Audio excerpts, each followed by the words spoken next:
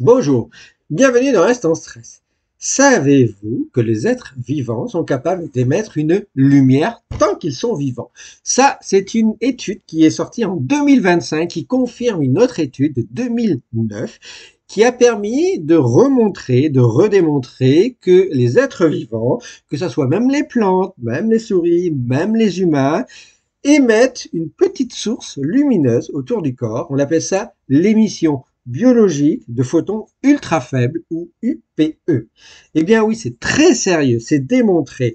En fait, cette étude l'a démontré et a cherché à démontrer à quoi ça servait, si ça avait un sens en biologie.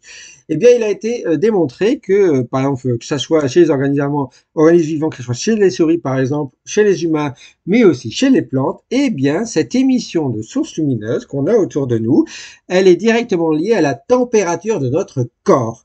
Et elle est aussi liée à notre stress et nos dommages. Donc, en gros, si on a un problème de santé, notre lumière n'est pas la même. Si on a une augmentation de température ou une diminution de température, nous n'émettons pas exactement la même source lumineuse. Alors, c'est pas une lumière qui va éclaircir le monde, c'est pas une lumière qui va éclaircir votre logement, c'est pas une lumière qui va éclaircir vos nuits, mais c'est une petite source lumineuse qui est autour de nous. Eh bien, c'est émise par nos propres cellules vivantes. Alors, les plantes le font aussi. Comment ça se passe? En fait, il semblerait que cette émission de photons ultra faibles est liée à notre horloge biologique. J'en ai déjà parlé, cette horloge biologique, elle est sensible à la lumière du soleil, jour et nuit. Elle est plus active le jour que la nuit. Enfin, elle est aussi active la nuit, mais de manière différente. Eh bien, c'est lié à notre horloge biologique. On émettrait un peu plus de lumière le jour que la nuit.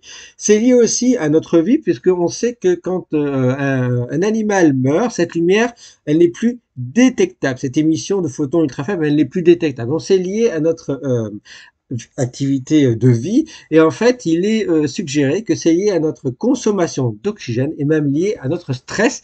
Et donc, qui contribuerait à produire cette petite émission de photons ultra faibles chez tous les êtres vivants? Eh bien, c'est quelque chose dont je vous parle tout le temps, tout le temps, tout le temps, c'est le stress. Eh bien oui, les espèces réactives du stress, vous savez, je vous parle on a des molécules chimiques qui circulent dans tous nos organes, dans notre sang, dans notre cerveau, partout, qui forment ce qu'on appelle le stress. On vous en parle pas assez, mais vous avez quatre grandes familles. La famille de l'oxygène, on appelle ça les ROS, on appelle ça aussi les radicaux libres. Vous avez les familles de l'azote, là-dedans vous avez l'oxyde nitrique, les nitrites, les nitrates, qui nous contaminent aussi dans l'environnement.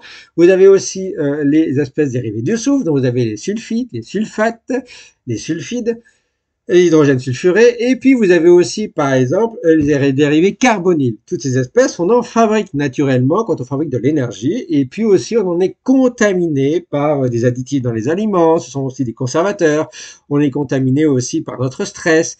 Eh bien, vous devez savoir que ça provoque, ces espèces chimiques sont sans arrêt en train de se remodeler, de faire des réactions chimiques entre elles. Et lorsqu'elles font des réactions chimiques entre elles, ça permet d'émettre de l'énergie, en particulier de l'énergie chimique, et puis des réactions avec des électrons.